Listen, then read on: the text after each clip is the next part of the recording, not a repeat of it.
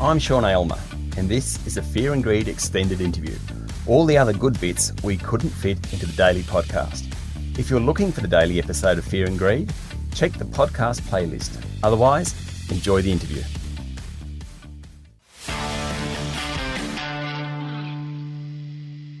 If you happen to be a chocolate maker, then you're going to be busy this time of year. Luxury chocolate chain Koko Black is no exception, with 3 of the 5 busiest days of the year falling in the week leading up to Easter. The company has 15 stores across Melbourne, Sydney, Perth, Canberra and Adelaide, and a large online presence as well. Not bad when you consider that just 5 years ago, it was in administration. It was bought and turned around by Simon Crowe, the founder of burger chain Grilled, and I'm pleased to say he's my guest this morning. Morning, Simon. Morning, Sean.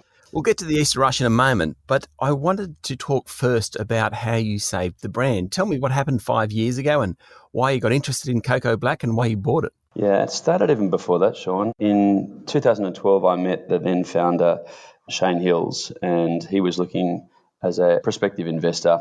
I became friendly with him on that basis, nearly invested a couple of times. In fact, at one point I was told to clink glasses with my wife when we were overseas. That didn't eventuate. And then the business fell into administration, and Shane rang me up that very day to say that the business had been put into that situation.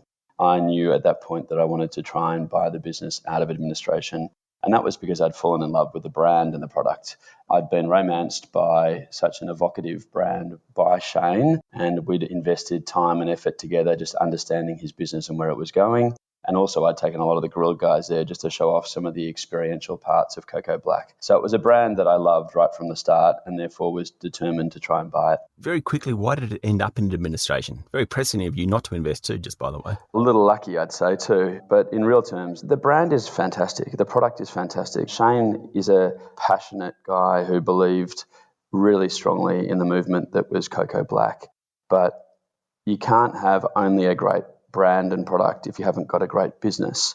And he expanded relatively rapidly from about 2013, added a lot of sites to the portfolio, but didn't understand his strategy around property. He also really was running the ship on an oily rag, and there was no systems, there was no processes. This is an incredibly complex business, far more so than Grilled, and I can speak more about that. But the reality is that when you start to then expand or scale and you haven't got your foundations right, there's every chance that you can self-implode. And that's exactly what happened, unfortunately. Okay, so you bought it out of administration. I'm sure there were a bunch of principles and learnings that you had from Grilled that you could bring to the business. Different businesses, obviously, or different areas. But what were some of the common elements? And I presume costs is one of those. Yeah, there was commonalities, but probably a little less than I first expected.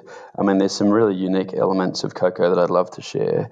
But from a commonality perspective, Grilled has done a really good job of understanding its brand, its product, and how that intersects with the property strategy.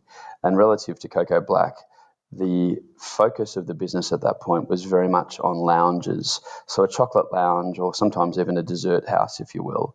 Now, they normally trade well at night time after restaurants that are around them. People have dined there and then they're looking for a dessert option. Now, Koko Black was then located not in those areas, but in major shopping centres in the fashion run, the high-end luxury fashion run. But those shopping centres were open at best 2 nights a week, and there was no restaurant anchors. So you were trying to play to a nighttime audience, but only with daytime patronage.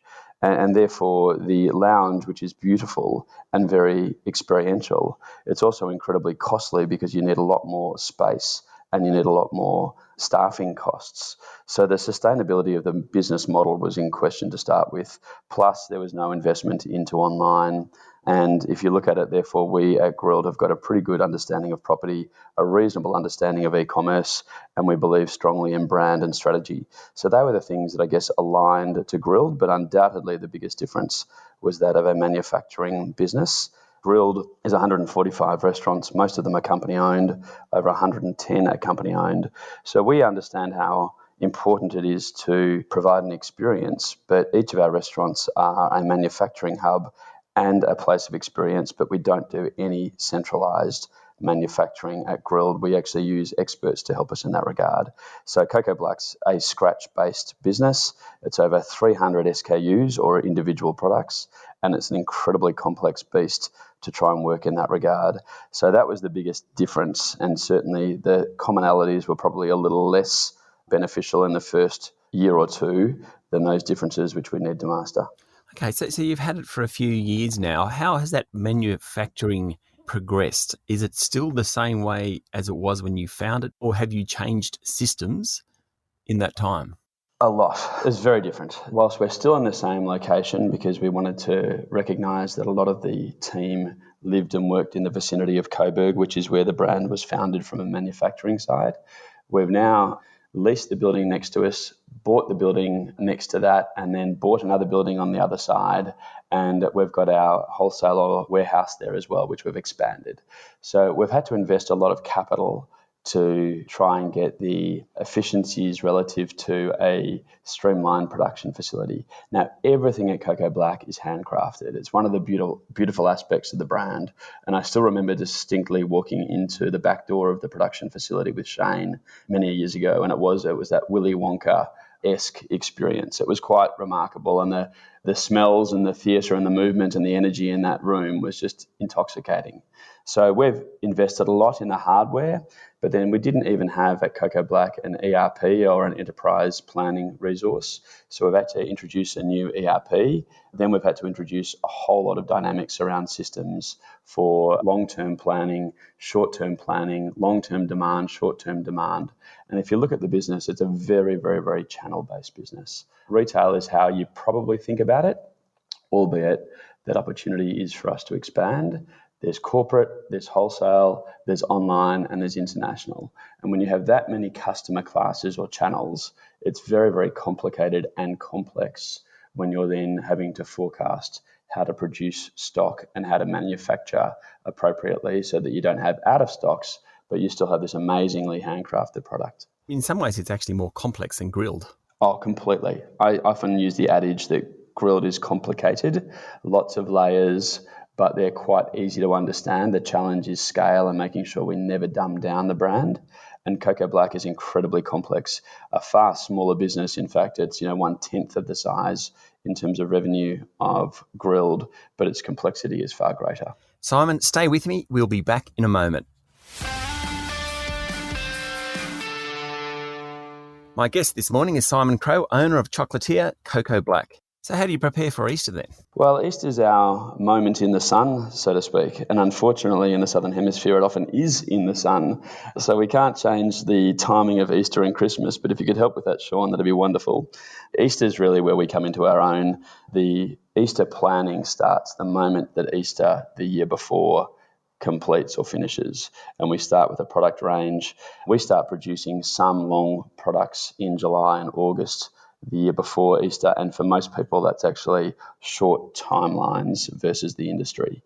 Having said that, all of our products that are handcrafted get produced after Christmas, so they're completely fresh on the shelf, and we're making sure we're giving the best possible, highest quality product to our guests and customers. Easter, not many brands are relevant at Easter. We are. The rush comes in the last week, so we're very quickly approaching that moment where everything happens and happens at peak. But the beautiful thing about Easter is that people intersect with our brand. We're still very small in scale, and the biggest opportunity is that of awareness and trial. I'm incredibly proud that we've established a brand that's 100% Australian owned. We're about to hit a point where every one of our products is 100% natural, which means no artificial colours, flavours and preservatives. And in the chocolate category, that's entirely unique for a brand like ours. So if you were to compare us to other brands that are imported from overseas that might be in that higher end luxury space, the only way they can sell products in Australia is to actually have long shelf life, and therefore they're pumped full of artificial colours, flavours and preservatives. And we've taken the high road to get there because we know how important that is relative to digesting a product and actually having a brand that stands apart from the pack. As I mentioned, everything's handcrafted, so we get to show off all the artisan wares of Koko Black and the passion that sits behind the brand. And, we have changed our packaging formats. I think we've made the brand far more innovative and contemporary, progressive even. And that's fundamental to us being a contemporary brand that's trying to push the envelope in terms of the chocolate category. There's no point us wanting to or even attempting to play in a traditional and or heritage-based positioning, and that's not our style either. So therefore, I guess the alchemy of chocolate and how we mix unique ingredients, natural ingredients, Australian ingredients, and actually do that with an artisan handcrafted style, that's the bit that makes cocoa really magical. And when we get that right, it just makes me incredibly proud. It's not that dissimilar to grilled. I mean, the product is the number one factor in grilled, but your marketing really wasn't that far behind it. And you lifted that genre above where it was. And in a sense, that sounds a bit similar to what you're trying to do at Koko Black. I think that's right. I mean, one of the things I enjoy personally is playing David versus Goliath and challenging the status quo. The thing that I love about Koko is that, when the business was in administration, I was able to determine that there were 5 different parties other than us interested in buying it. One of them was Bright Foods out of China. One was a Singaporean conglomerate. One was an amazing tea brand called TWG out of Malaysia. And there were 2 established retail families from Melbourne. We put our hat in the ring and obviously went very hard, and fortunately we got the business. The turnaround has been far greater than I imagined it would be, the challenge that is. But there's no doubt that the reason we did that is we could see that we could take this incredible Australian brand that was much loved but relatively unknown and try and take it to a position of being the little business that could. And what does that mean? Well, that means, again, aligning what the brand positioning is, and then in a perfect world, and it's still my dream, to have a really successful Australian-based business that sells our country in overseas markets. And inevitably, be that Koko Black and or grilled, the essence of Australia has to be infused strongly into those brands for them to be relevant in overseas markets. And that's the bit that I get excited by. I once worked, for Foster's in the States, and it was almost the perfect job. I was selling our country in a bottle. I just didn't appreciate the way we positioned Australia. And now I feel like I'm fortunate enough to have the opportunity to sell our country in either a chocolate box or a burger, and doing so, in a manner of which I'm proud and I think represents our country the most contemporary and best way. We'll be back with more in a minute. I'm talking to the owner of Koko Black, Simon Crowe. I just want to talk quickly about social media. Now, grilled has been on the wrong end of some social media complaints, as have most organisations. When you're thinking about Koko Black and grilled, how do you contain social media and just parking the rights and wrongs of what people are saying? And federal government at the moment is in the midst of this particular dilemma. How do you manage social media when you're trying to market a product in good faith? You're always going to have people complaining. That's sort of part of life. Now for a product, though, it is so much harder to control that message than ever before. I think you're entirely right. And I think that plays to the strength of both grilled and Koko Black, that if you're an authentic brand that actually is trying to do the right thing and is very strong and clear about what you stand for, and you try and infuse that through your team, your people, and therefore your constituency, including the public, there will be moments where we get it wrong. And there will be moments where people may choose to attack. Now, if we've got it wrong, we've got to improve, and that's a continuous journey. Often, however, what we've seen is when somebody does decide to throw an arrow, then be it the grilled army or the cocoa army, they stand up and fight really strongly because there's a connection that has been built over time based on trust, and there's a lot of people who will come to our defence. So we have an incessant desire to get better. Social media is one of those things where you're right. It's scary if you are in the eye of a storm, but you just have to be strong enough to say there's a conviction in terms of what we're trying to achieve, what we stand for, and how we go about that, knowing that we always need to get better. But largely speaking, you can either operate from a position of fear or a position of opportunity and pride.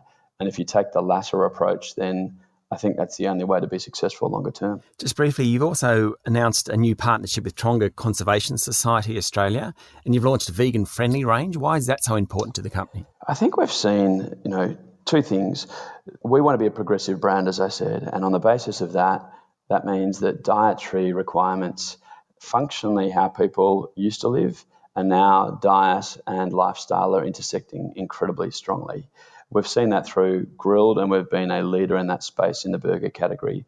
We're seeing it in the chocolate realm also, and it's probably across most consumer goods. So our intent is to make sure that we're meeting lifestyle and dietary needs in the chocolate category.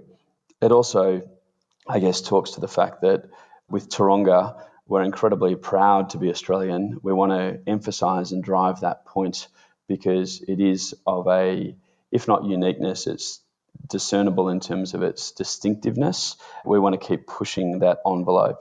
We also know that there's a responsibility we have to give back to the societies that we're part of. And we've got a strong conviction at Koko that we want to talk to native wildlife, which is therefore linking back to the zoo. We want to talk about Indigenous culture.